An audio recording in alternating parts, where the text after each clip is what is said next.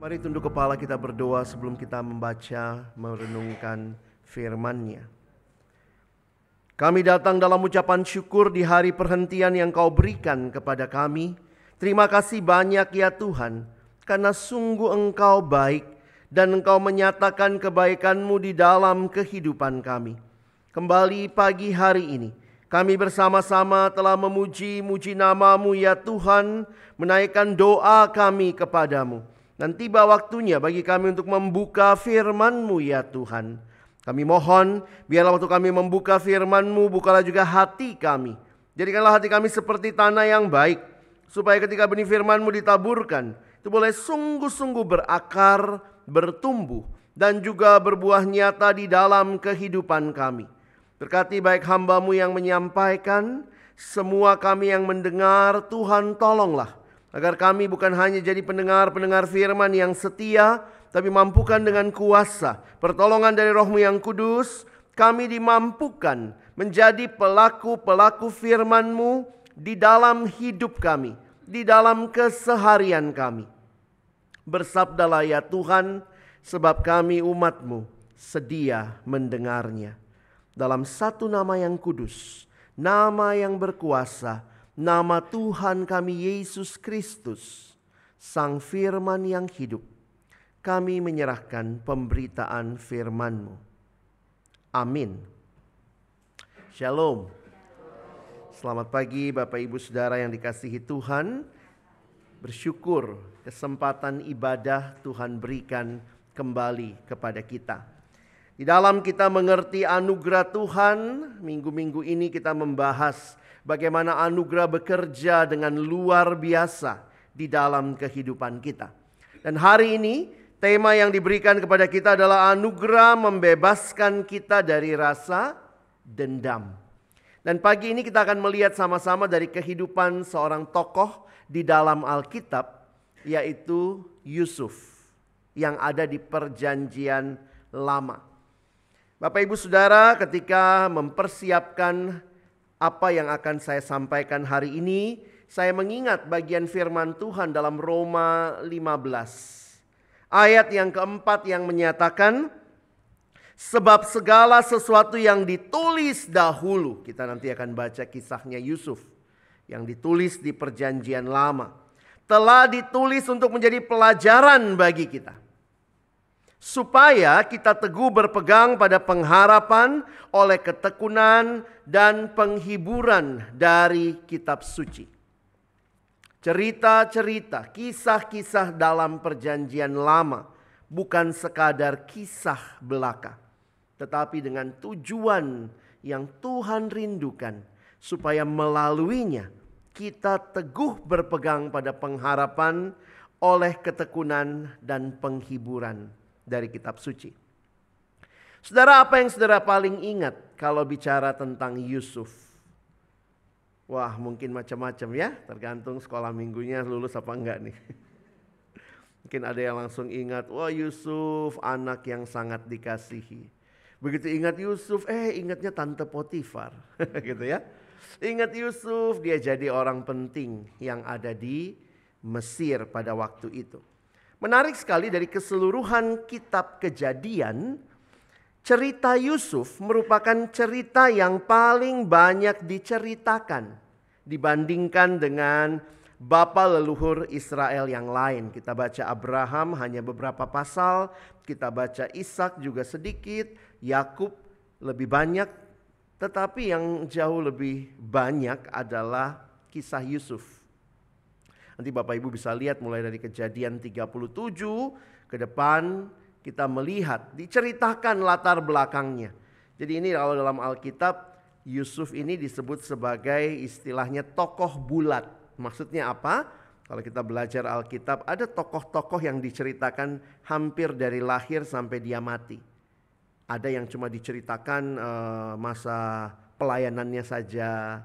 Ya, Yusuf ini tokoh bulat karena hampir keseluruhan hidupnya bisa kita baca. Kecuali kalau kita nanti bisa melihat ada tokoh lain lagi ya yang diceritakan cukup detail. Kalau Daniel kan kita nggak tahu masa kecilnya seperti apa. Tahu-tahu udah remaja dan seterusnya. Nah, Bapak Ibu Saudara, diceritakan bahwa ini adalah keluarganya Yakub, bapaknya Yusuf ya. Mereka tinggal di Kanaan di tanah perjanjian. Nah, saya mau ajak kita sama-sama mendalami kisah ini supaya nanti kita bisa mengerti tema kita hari ini. Nah, Yakub ini memiliki seorang anak bernama Yusuf. Siapakah Yusuf?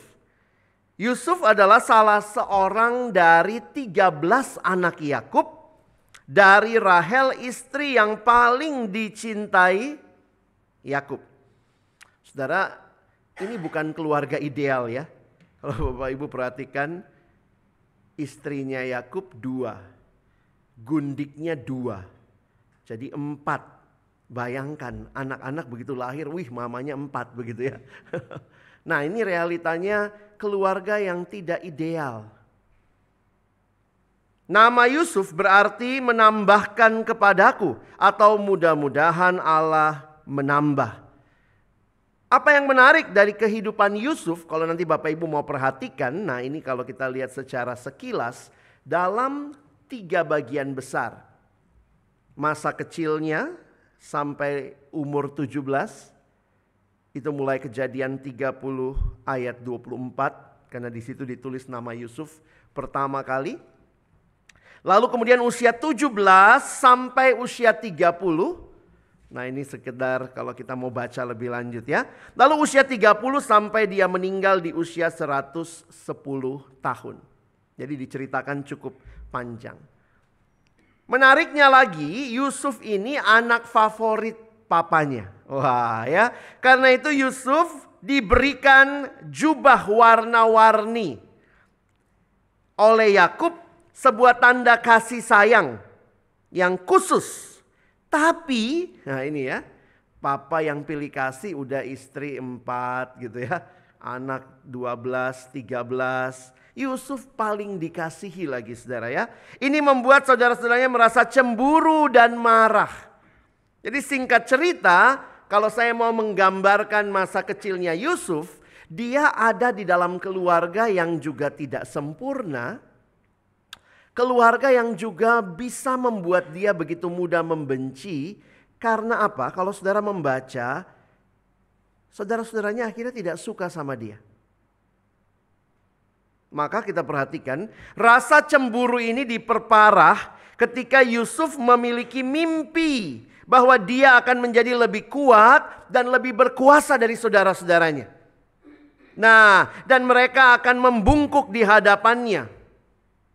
Waktu dia katakan berkasku akan tegak berdiri, lalu berkas kamu semua akan tunduk kepadaku. Wah, abang-abangnya marah. Maksudmu kami harus menyembah engkau? Ketika Yusuf menceritakan mimpi ini kepada saudara-saudaranya, mereka menjadi semakin marah dan memutuskan untuk merencanakan kejahatan kepada dia. Saudara, ini keluarga macam apa? Yang merencanakan kejahatan. Bahkan kalau kita perhatikan kisahnya, mereka tidak menyapa Yusuf dengan ramah. Begitu kalimat Alkitab. Lebih lanjut ketika Yusuf datang menemui mereka, karena Yakub yang menyuruh, cek abang-abangmu di padang. Ini salah papanya juga ya. Papanya suka suruh Yusuf ngecekin koko-kokonya. Wah, ini bikin tambah bahaya lagi. Sampai-sampai mereka merencanakan untuk membunuh Yusuf. Bapak Ibu di keluarga ada gak yang saking bencinya rencana pengen gue bunuh tuh koko gue. Pengen gue bunuh nih dedek gue ya. Saya nggak tahu Bapak Ibu ya, tapi memang begitulah, kebencian begitu mengerikan. Singkat cerita, akhirnya tidak jadi dibunuh. Ada kokonya yang usulin, udahlah kita jual saja. Karena itulah Yusuf berusia 17 tahun ketika dijual sebagai budak oleh kakak-kakaknya. Saudara lihat, hidup dalam keluarga yang tidak sempurna, besar dengan favoritisme orang tua, yang satu lebih disayang dari yang lain. Lalu kemudian akhirnya yang saudara-saudaranya ini mau membunuh, gak jadi bunuh, malah dijual saudara. Dijual sebagai budak lagi. Akhirnya kemudian orang-orang Ismail yang membeli Yusuf kemudian menjualnya lagi ke Mesir. Dia dijual kepada Potifar. Jadi ini kalau mau bikin CV hidupnya Yusuf nih, Mari kita lihat sebentar ya, kayak apa hidupnya. Di rumah Potifar ternyata Yusuf menunjukkan integritasnya. Nah, bagi saya ini menarik ya. Nanti kalau Bapak Ibu mau selidiki lebih dalam, tapi saya melihat bagaimana situasi dan kondisi yang Tuhan izinkan ternyata membentuk hidup Yusuf. Perhatikan di dalam Kejadian 37, kalau Bapak Ibu baca sampai nanti di 39, seringkali Alkitab menuliskan Tuhan menyertai Yusuf. Tuhan menyertai Yusuf. Saya membayangkan seorang anak yang manja sama papanya. Koko-kokonya disuruh pergi untuk menggembalakan kambing domba. Yusuf nggak disuruh. Berarti ini mungkin anak yang sangat disayang. Dia cuma ngecek-ngecekin saudaranya. Dia suka laporin kalau koko-kokonya jahat.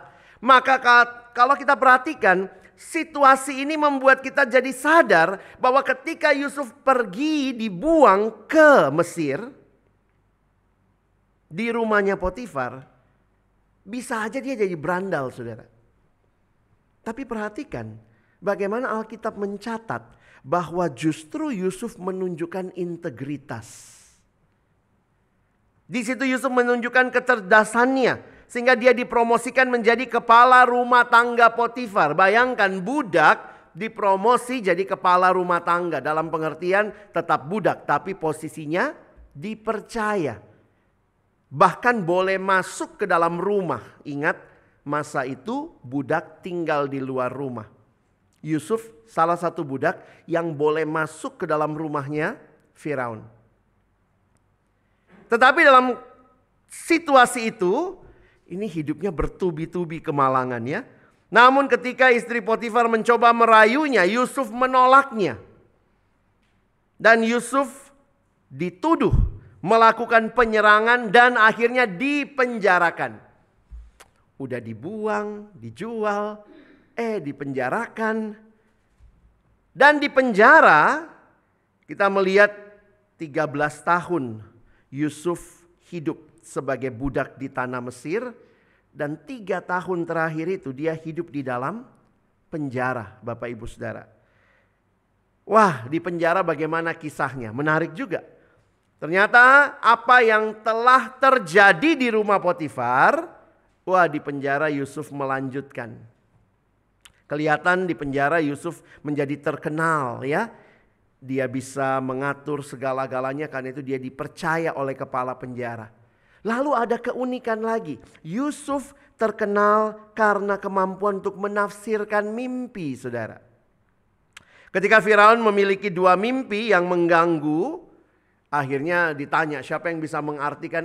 Kemudian ada juru minum sama juru roti waktu itu ya. Salah satunya mati, lalu kemudian yang hidup dia bilang, panggil, ada orang di penjara. Yusuf itu dilupakan selama 2 tahun. Padahal waktu itu dia udah bilang gitu ya, nanti saya akan ingat kamu. Dia melupakan Yusuf 2 tahun Bapak Ibu. Dilupain 2 tahun tuh sakitnya tuh di sini gitu ya. Kita udah bikin baik sama orang, dia lupain kita. Tapi pada waktunya Tuhan, Firaun mimpi, nggak ada yang bisa mengartikan. Dipanggillah siapa yang bisa mengartikan. Teringatlah ada orang namanya Yusuf.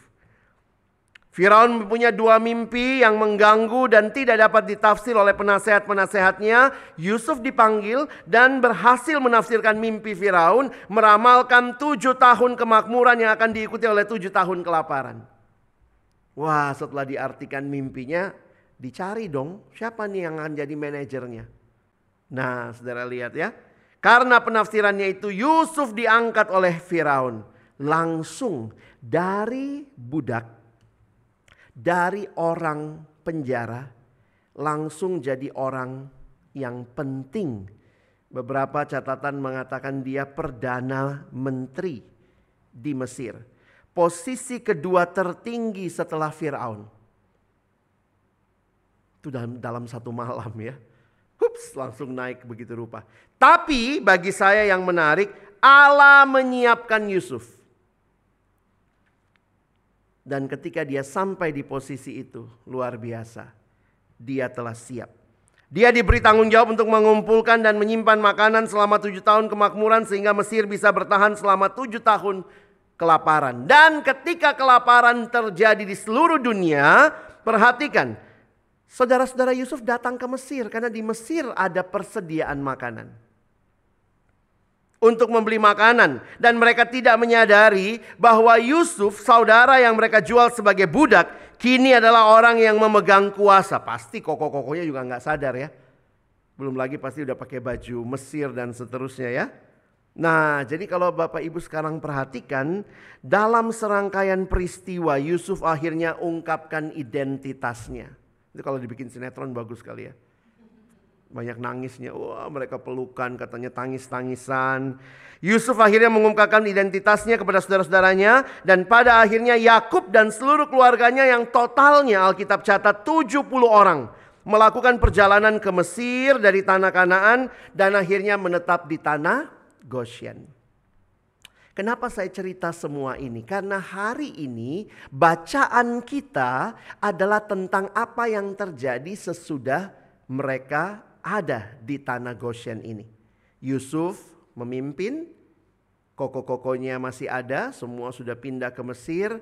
Lalu ayat yang kita baca, mari kita baca bergantian. Kejadian 50, saya baca ayat 15 ya. Bapak Ibu Saudara baca 16, kita gantian sampai 21. Ketika saudara-saudara Yusuf melihat bahwa ayah mereka telah mati, berkatalah mereka, boleh jadi Yusuf akan mendendam kita dan membalaskan sepenuhnya kepada kita segala kejahatan yang telah kita lakukan kepadanya.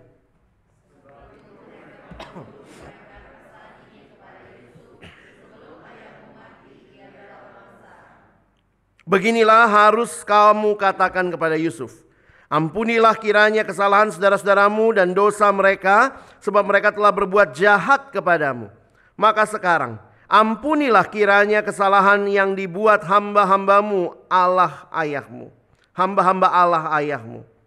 Lalu menangislah Yusuf ketika orang berkata demikian kepadanya.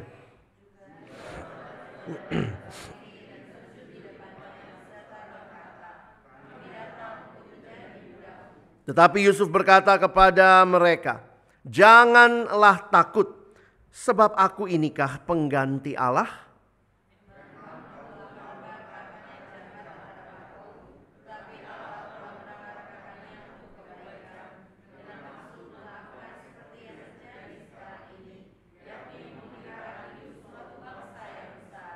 Jadi janganlah takut, aku akan menanggung makananmu dan makanan anak-anakmu juga. Demikianlah ia menghiburkan mereka dan menenangkan hati mereka dengan perkataannya. Bapak Ibu Saudara yang dikasihi Tuhan, papanya meninggal. Koko-kokonya mulai takut. Mungkin kalau ada papa masih aman ya. Sekarang papa tidak ada. Saudara-saudara Yusuf sangat takut akan kemungkinan balas dendam. Apalagi setelah ayah mereka meninggal. Namun di sini kita melihat justru Yusuf memaafkan mereka dan menjamin keberlangsungan hidup mereka dan keluarga mereka di Mesir. Yusuf menjamin, aku akan kasih makan semua kalian. Saudara, perhatikan kata-kata koko-kokonya. Di situ jelas mereka sadar mereka salah. Kami telah berbuat jahat. Itu menunjukkan bahwa mereka sadar betul kejahatan mereka. Dan kalau bicara karena kejahatan itu, mereka juga sadar akan kemungkinan mereka harus dihukum. Dibalaskan dendam. Tapi disinilah kita melihat hal yang berbeda dari hidup seorang Yusuf. Ada dua pelajaran yang saya mau kita pelajari hari ini. Ada dua hal yang bisa kita pelajari dari kisah Yusuf. Yang pertama, kita melihat bahwa Yusuf adalah seorang yang memiliki cukup alasan yang dapat dipahami untuk merasa dendam. Bayangkan dari kecilnya sudah diperlakukan tidak ramah, tidak adil, bahkan sempat direncanakan dibunuh. lalu kemudian dijual, Bapak Ibu bisa bayangkan. Mungkin waktu dia masih jadi budak gak ada kesempatan balas dendam ya. Tapi ketika dia tiba di posisi sebagai pimpinan di Mesir. Kadang-kadang kita suka gitu ya. Saya lihat di beberapa konteks keluarga yang memang seringkali berantem tuh keluarga ya. Iya gak Bapak Ibu ya? Dosen saya pernah bilang gini. Orang yang nyakitin kita itu cenderung orang yang dekat sama kita. Bener gak? Ada nggak yang minggu lalu disakiti, Bapak Ibu disakiti sama siapa? Joe Biden, Presiden Amerika? Ada? Apa hubungannya kita sama dia? Siapa yang nyakitin kita minggu lalu? Suami kita, istri kita, teman kita, anak kita, mertua kita, anak mantu kita, cucu kita, teman kerja kita, teman kuliah kita, teman di sekolah. Itu orang-orang yang menyakiti kita. Kenapa? Kita memiliki interaksi yang dekat dengan mereka. Yusuf berinteraksi sama abang-abangnya, koko-kokonya. Interaksinya gak bagus. Membuat dia tentunya pasti punya dendam. Ada yang bilang gini, tunggu ya. Nanti kalau gua jadi orang, sekarang berarti bukan orang dia ya. Suka gitu ya.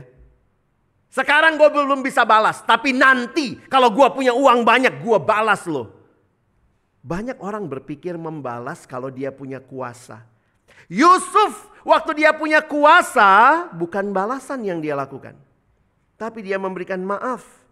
Kalau kita mau membayangkan, kita bisa list. Wajar kok Yusuf marah sama koko-kokonya. Yusuf punya alasan yang valid. Bayangkan saudara-saudaranya telah mengkhianatinya dan menjualnya sebagai budak. Namun ketika Yusuf berada dalam posisi kekuasaan dan memiliki kesempatan untuk membalas dendam, dia memilih untuk memaafkan saudara-saudaranya. Seringkali ujian bagi kita justru di saat kita punya kekuasaan dan kesempatan. Hati-hati, banyak orang Kristen tanpa sadar waktu punya kuasa, punya kesempatan, apakah dia melakukan seperti yang Tuhan mau. Waktu Yusuf punya kuasa, punya kesempatan, dia tidak memakai untuk apa yang wajar kalau manusia bilang. Digituin wajar dia balas dendam. Tidak, Yusuf justru belajar mengampuni. Yang kedua, Yusuf memahami bahwa anugerah Allah bisa bekerja melalui situasi yang tampaknya buruk. Saya kadang-kadang mikir gini, apa yang bikin Yusuf bertahan ya? Kalau kita baca di Alkitab, ternyata yang membuat dia bertahan kalau saya lihat adalah Tuhan menyertai dia, Tuhan bersama dengan dia, dan karena itulah dia mau ikut yang Tuhan minta. Saudara perhatikan ayat ini. Ayat yang tadi kita baca, Yusuf bisa ngomong begini, memang kamu telah mereka-rekakan yang jahat. Jadi Yusuf juga gak bilang, oh sorry nih gue udah lupa nih apa yang lo lakuin. Enggak. Orang yang mengerti rencana Allah harusnya seperti Yusuf. Betul, kamu telah mereka-rekakan yang jahat. Tapi Allah punya cerita yang jauh lebih besar. Anugerah Allah berlaku di dalam hidupnya. Allah mereka-rekakannya untuk kebaikan. Yusuf mengakui bahwa segala sesuatu yang terjadi dalam hidupnya, baik itu yang baik maupun hal yang buruk, adalah bagian dari rencana Allah yang lebih besar. Bapak Ibu, orang yang mengerti anugerah Allah, orang yang mengerti kasih Allah yang luar biasa, akan melihat dalam kacamata yang berbeda. Karena itu Bapak Ibu Saudara, saya tuliskan begini ya. Mungkin ada di antara kita yang pernah merasa sakit hati. Bukan hanya pernah, mungkin masih sakit hati ya. Mungkin ada di antara kita yang merasa dikhianati oleh orang-orang yang kita cintai dan percayai. Dalam situasi seperti itu rasanya mudah untuk merasa dendam dan ingin membalas dendam. Tapi kisah Yusuf yang kita baca hari ini mengajarkan kita pelajaran yang berbeda. Dalam satu retret saya ketemu seorang ibu. Ibu ini tampilannya Kristen banget ya. Tante ini pakai kalung salib begitu ya. Lalu dia datang sama saya setelah khotbah. Dia bilang, "Pak Pendeta, boleh nggak?" Oh, saya masih cuanta waktu itu ya, masih penginjil ya. Jadi dia bilang, "Pak, boleh nggak saya sharing?" "Oh, silakan Bu," ya. Lalu kemudian dia mulai sharing Bapak Ibu ya. Sharingnya bilang apa? "Wah, saya ini orang baik Pak." Awal sharingnya udah langsung cerita, "Saya ini orang baik." Ya kalau orang baik mari kita tutup doa, kan nggak ada yang perlu dibicarakan. Tapi kemudian dia sedang mau cerita tentang apa yang dia alami. "Saya ini orang baik Pak.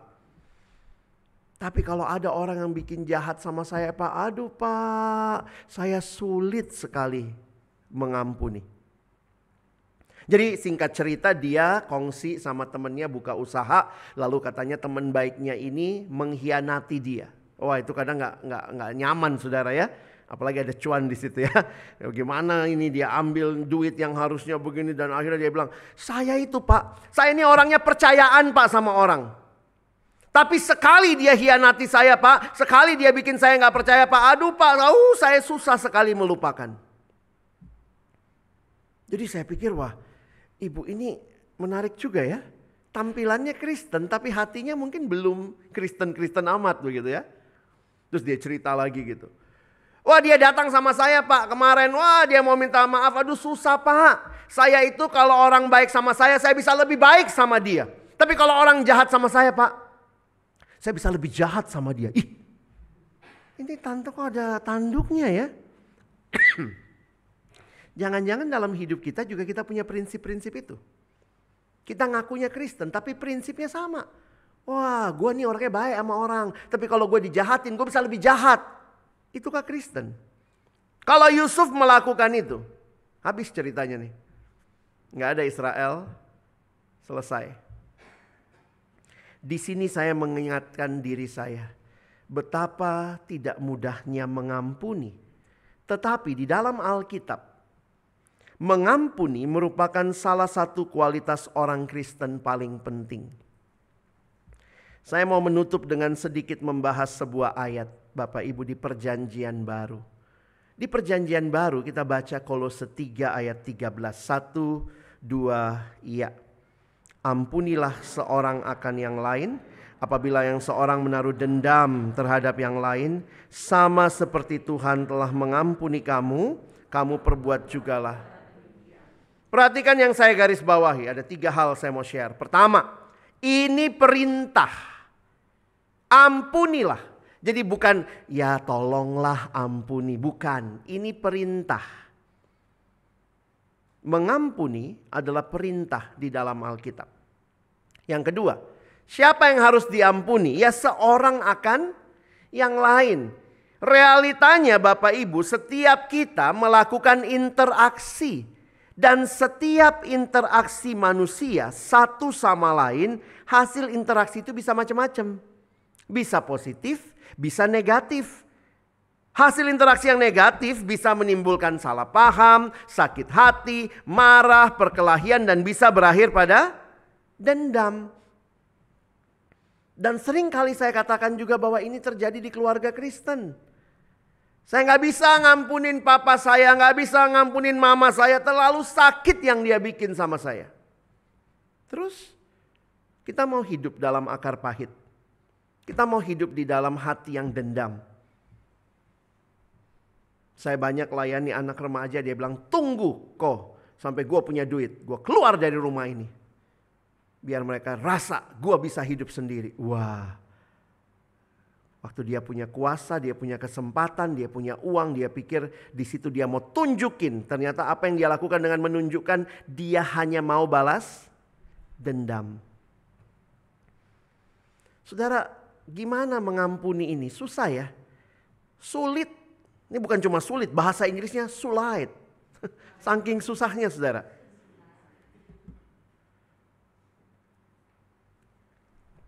Dalam banyak hal, dendam itu ngeri saudara.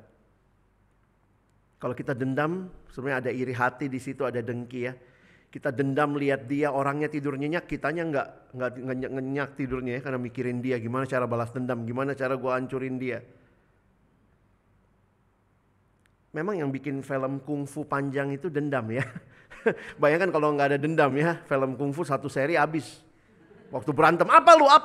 Lu Kristen, gue juga, lu gereja, iya gue juga. Oh udah, terus nyanyi dalam Yesus kita bersaudara. Satu seri habis. Tapi enggak saudara ya, dendam itu membusukkan tulang. Dendam itu menguras energi.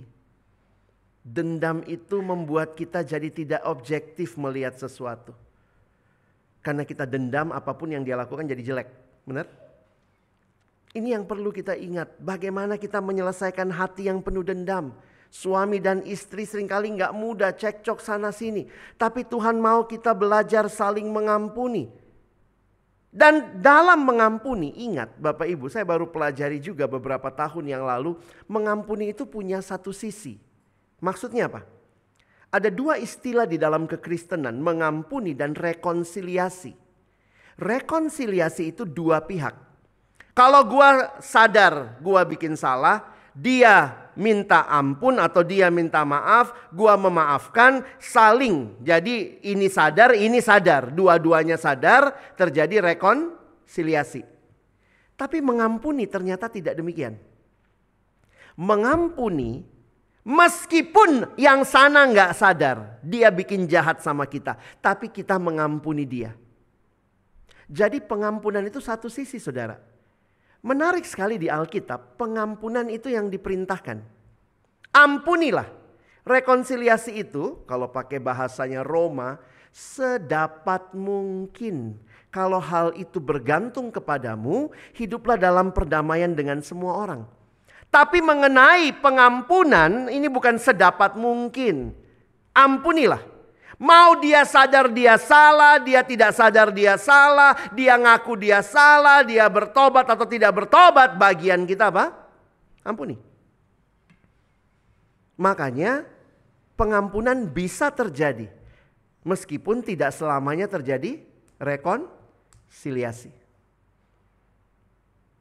Dan disinilah kita melihat dasarnya apa. Ternyata Alkitab kasih dasarnya. Sama seperti Tuhan telah mengampuni kamu. Sama seperti Tuhan telah mengampuni kamu. Jadi ketika saudara dan saya orang Kristen, sebenarnya apa sih definisi sederhana orang Kristen? Waktu saya baca ayat ini, orang Kristen adalah orang yang diampuni. Karena saudara dan saya diampuni Allah, maka Tuhan minta ampunilah saudaramu. Doa Bapa kami juga begitu ya. Ampunilah kami akan kesalahan kami seperti kami juga mengampuni orang yang bersalah kepada kami. Anugerah Allah yang telah mengampuni kita. Inilah yang Tuhan mau menjadi dasar saudara dan saya bebas dari rasa dendam. Ingatlah bahwa pembalasan itu haknya Tuhan. Bukan saya yang harus balas dia, saya harus mengampuni dia. Jangan salah ya saudara ya. Jangan kebolak-balik. Bagian kita mengampuni. Bagian Allah membalas. Ulang. Bagian kita. Bagian Allah. Kadang-kadang kita mau jadi Allah ya. Bagian gua Tuhan. Gua mau balas dia. Tuhan aja yang ngampunin dia. Ih kurang ajar banget. Tukar peran. Tuhan lu ampunin dia deh. Tapi gua balas dulu. Kadang-kadang gitu ya. Gue pengen dia digantung dulu di Monas. Kalau udah digantung 3 hari, udah rasa, udah puas hati gua. Silakan. No, saudara jangan kebalik. Balasan itu hak Tuhan. Bagian kita mengampuni. Siapa yang lagi sakit hati nih?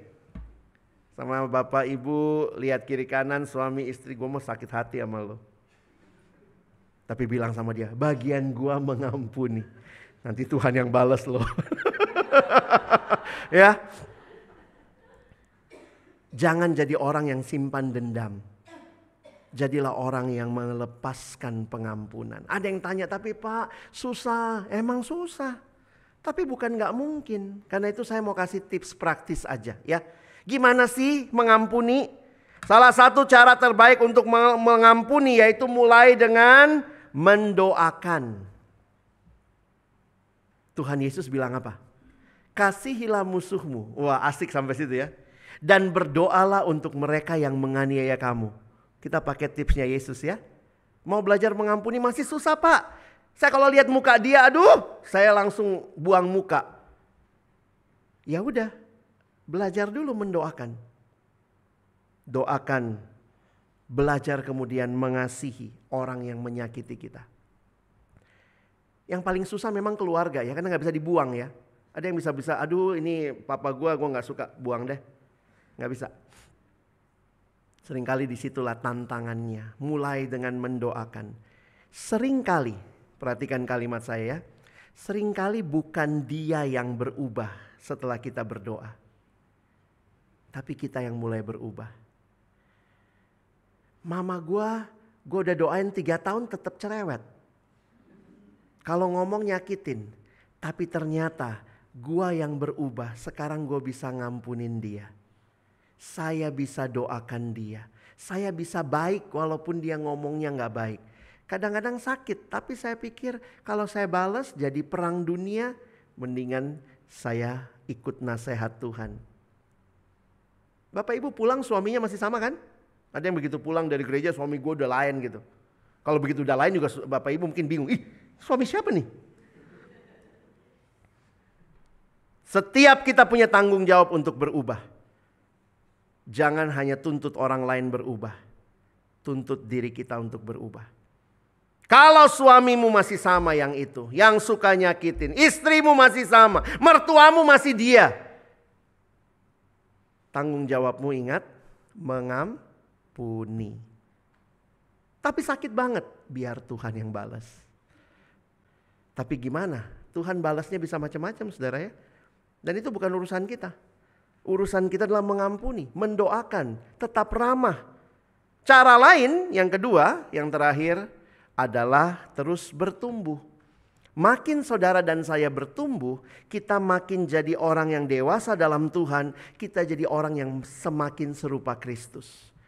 Kalau mau balas dendam, yang paling mengerikan diperlakukan sebenarnya Tuhan Yesus ya. Disalibkan, gak bikin salah saudara. Kalau dia mau balas dendam, kalau dari kayu salib Yesus bilang, saya suka membayangkan karena kebanyakan nonton film anak-anak dulu ya. Kalau lihat Yesus di kayu salib pengennya mati lu semua, gitu ya. Dia balas dendam, dia turun dari salib. Tapi dia tinggal di salib itu, menunjukkan bahwa kasih lebih besar daripada dendam. Kalau saudara alami anugerah Allah, saudara akan berkata, Tuhan kau sudah mengampuni aku. Maka sekarang aku mau hidup menyenangkanmu.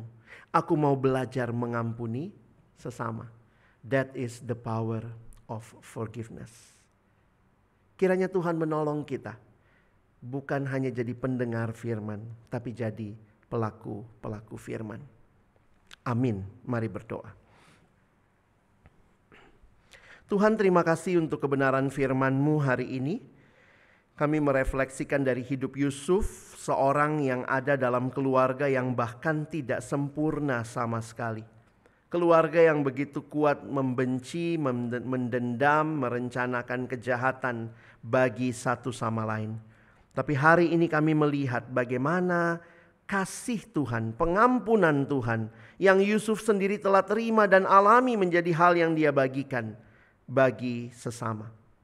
Dan terima kasih untuk karya Yesus di kayu salib yang menunjukkan kepada kami bahwa meskipun kami begitu berdosa, Engkau Tuhan telah menebus kami, mengampuni kami.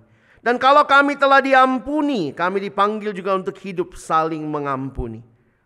Ampuni kami yang seringkali mendendam, ingin membalas. Kami ingin jadi Tuhan. Tapi kami bersyukur firman-Mu jelas hari ini menolong kami. Bukan hanya jadi orang-orang yang dengar banyak firman, tapi benar-benar hidup kami selaras dengan kebenaran-Mu. Jika ada di tempat ini Tuhan, Bapak, Ibu, Saudara yang dalam relasi-relasi dendam, yang sedang sakit hati satu sama lain, kami berdoa kiranya mereka semakin mengerti kasih Tuhan, pengampunan Tuhan yang Kau berikan bagi kami di atas kayu salib. Dan itu mendorong kami untuk maju dan hidup hanya bagi Tuhan. Hidup dalam relasi yang indah satu sama lain. Tolong kami bukan cuma jadi pendengar firman, tapi jadi pelaku-pelaku firman di dalam hidup kami. Kami bersyukur dalam nama Yesus kami sudah berdoa. Amin.